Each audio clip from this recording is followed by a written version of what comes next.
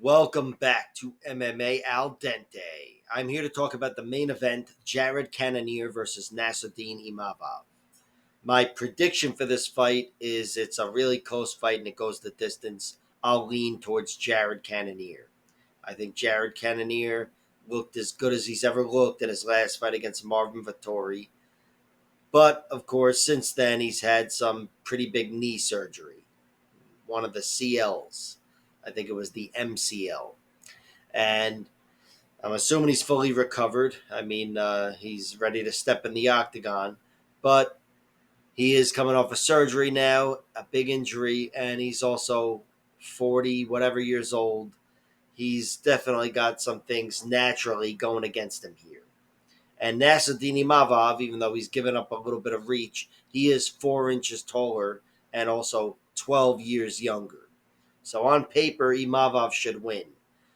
But again, Jared looked as good as he's ever looked in his last fight.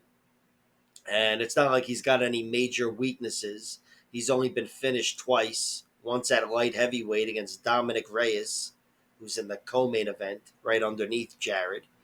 And once against Sean Jordan, who was a really athletic heavyweight, who knocked out Derek Lewis with a hook kick. So that's a forgivable loss. He got Jared out of there, I think, in Jared's UFC debut, which was at heavyweight.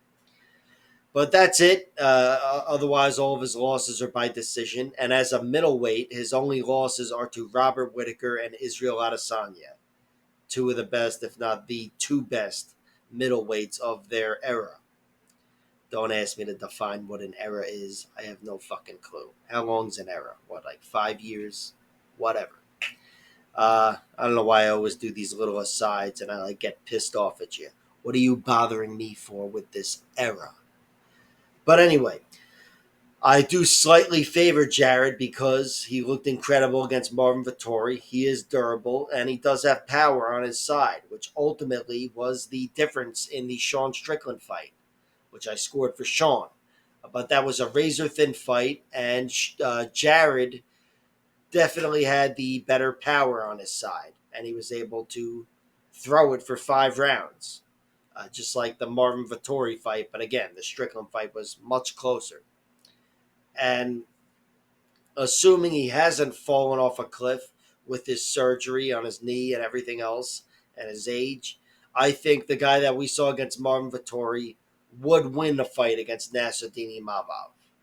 But it'd still be close because Nassourdine Imavov, he showed in his fight against Sean Strickland, not long before Sean won the title, I believe, he showed that he could hang with the very best. That was a good, close fight. I thought Imavov won round 5 and round 2 in the end. So he's definitely earned a lot of respect with some good performances in the UFC. But that one against Strickland, even though it's a loss, it's the best fighter he's fought, and he hung in there well. He's a guy who has been finished once, and it was in his MMA debut, and it was by guillotine choke. This guy just pounced on him and mounted guillotined him in no time. But that has been it. Every other loss he's had has been by decision.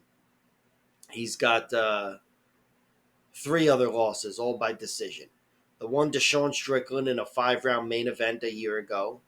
He lost to Phil Hawes at his UFC debut, or his second fight in the UFC, by majority decision. Phil Hawes, without his chin being garbage, he would be an excellent fighter, probably in title contention. And there he was able to crowd Nassourdine Imavov and neutralize him. But in the end, in round 3, Imavov was in total control and really taking it to Hawes. And that's the reason why it's a majority decision. One judge gave him a 10-8 round, Imavov, in round 3. And he's got one other loss to Mikhail Mikalski. I haven't seen the fight, but I've seen highlights of it, and he looked like he was doing well, but he was also taken down, and I believe those takedowns are what was the difference in that fight as well. And look, Jared Cannonier, he's definitely more well-rounded than people give him credit for, I'm sure, but he's not Mr. Takedown. And I think here Nassourdine Imavov would be safe from the wrestling of Jared Cannonier, and he'd also be the guy more likely to rip his opponent to the mat. I think Nassourdine Imavov, the guy that was controlling Chris Curtis, taking him down for the first time, although Brendan Allen did it for the second time in the last fight.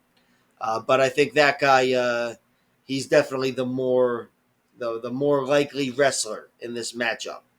And of course, he's had some good success on the ground. Shabazian, he's definitely a force on the ground.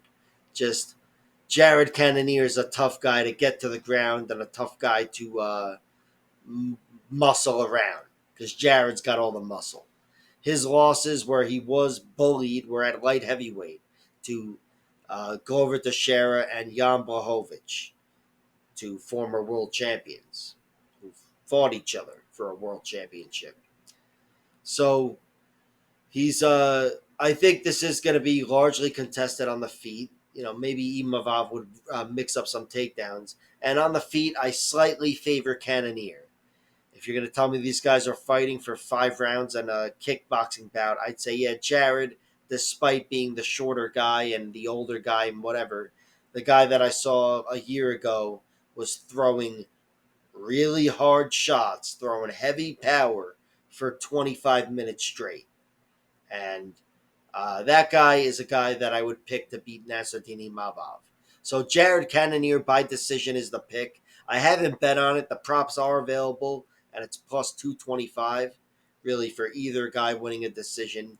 But there's so many X factors here that I'm just going to kind of sit back and watch the fight. So like, share, subscribe, all that horse shit, and check out my other videos.